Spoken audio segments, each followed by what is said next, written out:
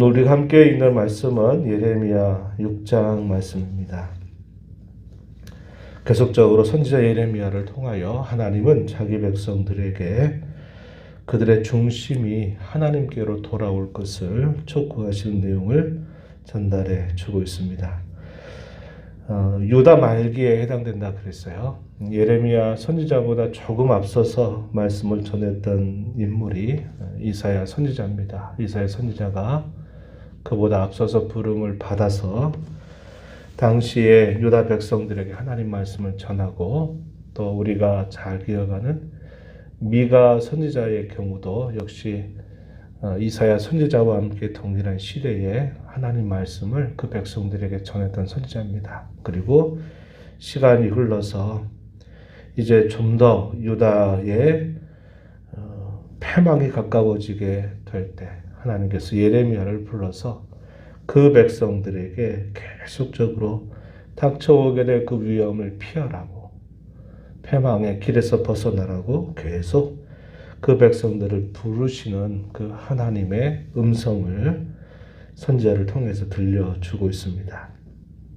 오늘 우리가 읽는 말씀 1절부터 8절 내용에 보면은 이 시온이 어떠한 죄를 범했는지, 그리고 그 시온이 범한 죄에 대하여 하나님의 심판이 가까이 다가왔음을 말씀해 주고 있습니다. 1절 말씀을 가서 보시면은 예루살렘 가운데로부터 피난하라, 예루살렘에서 벗어나라. 이 말은 예루살렘에 하나님의 심판이 가까이 찾아왔다 한 것을 말씀하시는 내용이 되겠습니다. 드로아에서 나팔을 불고 베낫게렘에서 깃발을 들어라. 왜냐? 재앙과 큰 파멸이 북방에서 엿보아 오기 때문이다. 이렇게 그 이유를 설명해 줍니다. 북방, 바벨론 나라를 표현하고 있는 말이 됩니다. 하나님께서 바벨론 나라를 막대기로 들어서 그 백성들의 죄를 벌하실 것에 대해서 이렇게 표현하고 있는 말씀이에요. 그런 심판, 그런 재앙을 피할 것을 촉구하는 그런 말씀을 전달해 주고 있습니다. 이러한 일들 역시 행하시는 분이 하나님 자신이다 라는 사실을 또다시 이야기해 주세요. 2절에 보면 우아하고 아름답고 우아한 시온의 딸을 내가 멸절할 것이다. 아름답고 우아한 시온의 딸, 이 표현과 반대되는 그런 의미, 그것이 뭘까요? 벌받을 성, 이런 표현들이 그와 반대되는 표현이 되겠습니다. 6절 중간에 보면은 이렇게 말하죠. 예루살렘을 향하여 목책을 만들라. 이는 벌받을 성이라. 이렇게 표현했습니다. 8절 가서 보면 마지막 부분에 또 뭐라고 말하냐면 주민이 없는 땅으로 만드니라. 이 말은 하나님께로부터 참 존귀함을 받았던 하나님의 백성들, 영예로웠던 하나님의 백성들이 그들의 모든 영예와 그들의 모든 모습이 땅에 떨어질 것을 이렇게 표현하고 있는 말씀임을 보게 됩니다. 그들의 죄에 대해서 표현하는 말이 되기도 하죠. 벌받을 성이라고 하는 표현, 그리고 포악한 것이 가득한 모습, 그것을 표현해 줍니다.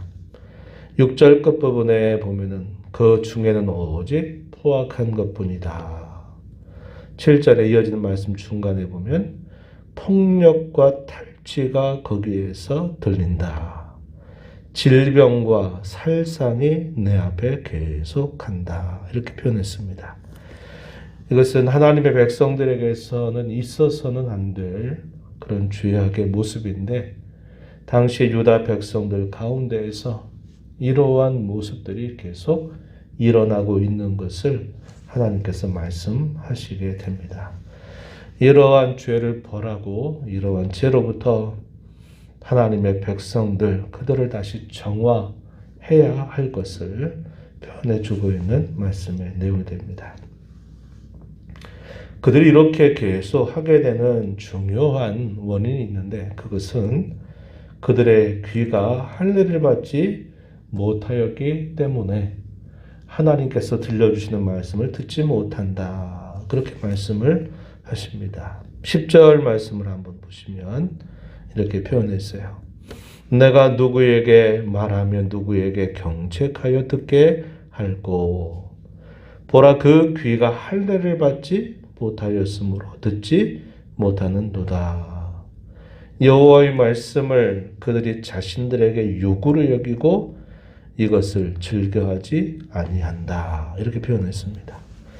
귀가 할례를 받았다. 이 말은 그들의 귀가 하나님의 말씀을 잘 듣는 그러한 모습을 표현하는 말인데, 할례 받지 못했다. 이 말은 하나님의 말씀을 들어도 깨닫지 못하고 영적으로 무감각해져 있는 그들의 모습을 표현하고 있음을 보게 됩니다. 영적으로 무감각해져 있는 그들의 형편에 대해서 이야기하시고, 그들이 지적받는 그 죄, 악에 대하여서 단적으로 표현하고 있는 말씀이 나타났는데요. 13절 가서 보면 이렇게 표현하죠. 작은 자로부터 큰 자까지 탐욕을 부린다. 선지자들로부터 제사장까지 다 거짓을 행한다. 이렇게 표현했습니다. 작은 자나 큰 자나 할 것 없이 다 탐욕에 젖어 있고, 선지자로부터 제사장에 이르기까지 다 거짓을 행한다. 이렇게 표현했습니다. 그래서 그 당시에 영적으로 무감각해져 있다라는 것을 표현하고, 그들의 죄악상이 소수 몇 명에 의해서가 아니라 모든 백성들에게서 공공연하게 드러나고 있다는 것을 표현해주고 있고요. 종교 지도자들의 그런 부패와 거짓됨을 이렇게 말씀해주고 있다는 겁니다. 당시 이러한 시대가 됐을 때 이 선지자들의 말은 어떤 말들이었느냐? 많은 거짓된 선지자들은 그런 형편 속에서도 뭐라고 말하냐면, 평강하다, 평강하다. 우리에게는 큰일이 없다. 우리에게는 하나님이 도우신다. 이렇게 말을 전했다고 이야기합니다. 14절에 보면요. 그들이 내 백성의 상처를 가볍게 여기면서 말하기를 평강하다, 평강하다 하지만 실상은 평강이 없다. 이렇게 말합니다. 거짓된 평강을 계속 말하고 그것을 조장하고 말로는 그렇게 하게 되지만 실상 그들의 심령이나 그들의 삶 속에는 평강이 없는 것입니다.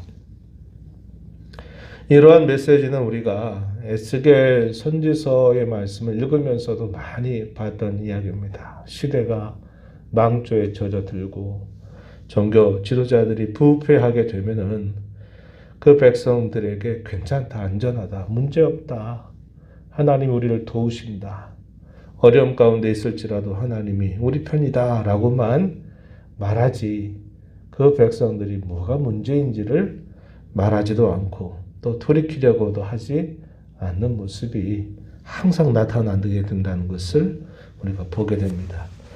예레미야 선지자 이때에도 많은 거짓된 선지자들은 이렇게 말하는 거예요. 평강하다, 평강하다.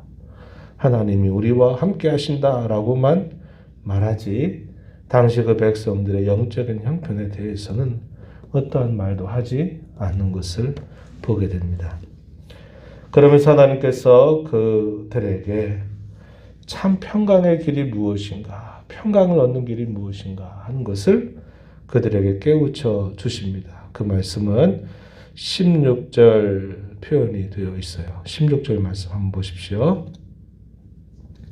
여호와께서 이와 같이 말씀하시되 너희는 길에 서서 보며 옛적 길 곧 선한 길이 어딘지 알아보고 그리로 가라. 그러면 너희 심령이 평강을 얻을 것이다. 이렇게 말씀을 한다는 겁니다. 그들로 하여금 말로만 평강 평강 말하지 말고 진짜 평강을 얻는 길은 그들이 과연 지금 어디에 서 있는지, 나는 지금 어디에 서 있는지 길에 서서 살펴보라는 겁니다. 어디를 살펴보는가? 옛적 길, 곧 선한 길이 어디인가를 살펴보고 그리로 가라. 이렇게 촉구하고 있다 하는 겁니다. 그것이야말로 참 평강을 얻는 길이다 이렇게 가르쳐주고 있는 것입니다. 그러나 당시의 백성들은 이렇게 참 평강을 얻는 길을 말하여도 그들은 그리로 가지 않겠다라고 완강하게 거부하고 있죠.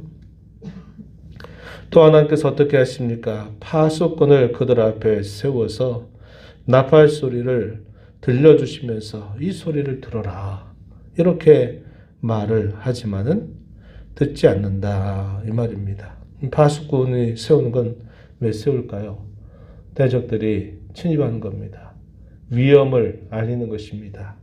그들로 하여금 깨어서 경성하게 하는 그 역할이 있는데 그렇게 파수꾼을 세워도 나팔 소리를 불어도 그 백성들이 듣지 않는다 이렇게 완강하게 거절하고 있다 하는 것입니다. 그러한 사람들에게 결국 닥칠 일, 그들이 겪게 될 재앙은 그들이 그렇게 생각한 결과고 그들이 그렇게 거부하고 그렇게 결정한 결과임을 말해주고 있습니다. 19절 말씀에 땅에 들으라 내가 이 백성에게 재앙을 내리리니 이것이 그들의 생각의 결과라. 그들이 내 말을 듣지 아니하면 내 율법을 거절하였습니다. 이렇게 말씀을 하고 계십니다. 그래서 하나님이 그들에게 어떻게 하실 것인가 말씀하시기를 21절에 보면요. 백성 앞에 내가 장애물을 둘 것이다. 그래서 그들이 결국 그 장애물 앞에 다 걸려 넘어지게 될 것이다. 이렇게 하나님 말씀을 하시는 겁니다. 우리가 이 말씀을 통해서 몇 가지를 생각하게 돼요. 하나님의 말씀이 우리의 마음속에 들리지 않거나 그 말씀이 우리의 심령 속에 채워지지 않게 되면 그 채워지지 않는 빈자리가 무엇으로 채워질까? 거기에는 항상 온갖 죄악된 것들, 잡스러운 것들이 그 빈자리를 채우게 된다 하는 것을 우리는 배우게 됩니다. 그래서 우리가 하나님의 말씀으로 충만하고 성령으로 충만한 삶을 늘 살도록 하기 위해서 하나님 앞에 늘 기도하고 특별히 주께서 우리에게 하시는 그 말씀을 마음의 귀를 향해서 듣는 자세를 갖고 그 말씀이 날 우리 안에 우리의 심령에 가득하도록 기도하고 애쓰는 자세가 우리에게 필요함을 배우게 됩니다. 이사야 선지자가 당시에 그 종교적인 부패를 지적할 때도 어떤 내용들을 지적을 했나요? 그들이 그렇게 태도와 마음은 하나님 앞에 멀어져 있지만 그들의 행실만큼은 더 종교적인 열심을 내는 모습을 보이고 있었던 거예요. 그래서 이사야서 1장에 보게 되면 많은 재물을 가져오고 또 많은 제사를 드리고 하는 것들이 있지만 그런 모든 것들은 하나님이 받으실 만한 것이 되지 못한다. 이렇게 책망했던 말씀처럼 오늘 우리가 읽은 이 말씀의 내용에서도 보면요. 그런 말씀이 표현되죠. 20절 말씀에 보면은 시바에서 유향과 먼 곳에서 향품을 내게로 가져오면 어찌함이냐. 나는 그들의 번제를 받지 않는다. 그들의 희생제물을 달게 여기지 않는다. 이렇게 하나님 말씀하십니다. 더 외적인 행실로는 더 열심을 내는 듯 보이고 있다는 겁니다. 그러나 그것은 순서가 바뀐 일이고 잘못된 일이다 하는 것이죠. 옛적의 사무엘을 통해서 사울에게 하셨던 그 말씀을 떠올려 보게 돼요. 어떤 말씀을 했나요? 하나님은 제사보다도 말씀을 듣고 순종하는 것이 더 그것을 귀하게 여긴다라고 말하는 겁니다.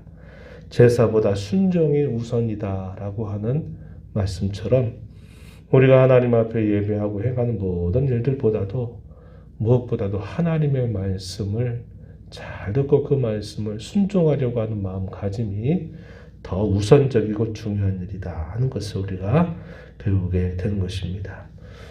참 평강은 말로만 돼서 평안하다, 평안하다, 평안하라, 평안하라 그래서 평안이 오는 게 아니라 우리의 행실이 평안을 받는 길로 행할 때 그 평안과 평강이 우리에게 찾아온다는 것을 우리를 통해서 배우게 돼요.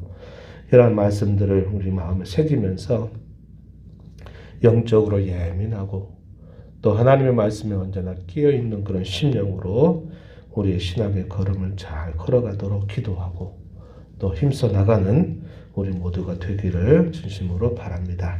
하나님 아버지, 복되고 거룩한 주일 새벽을 또 저에게 열어주셔서 오늘도 하나님의 면전으로 불러주신 것을 감사드리옵나이다.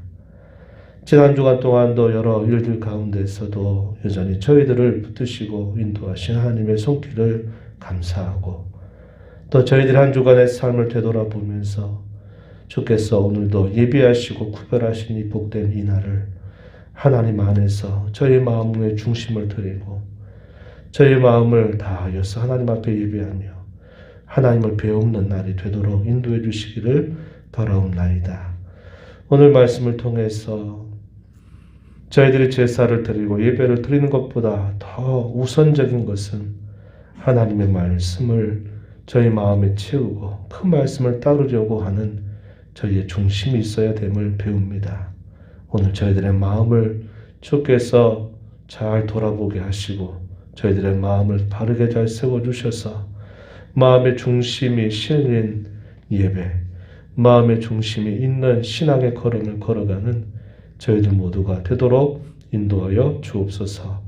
은혜의 보좌 앞에 나와서 아버지의 은혜를 구하는 모든 심령들의 간구를 기울여 주시고 응답해 주시기를 바라며 예수님 이름으로 기도하옵나이다. 아멘.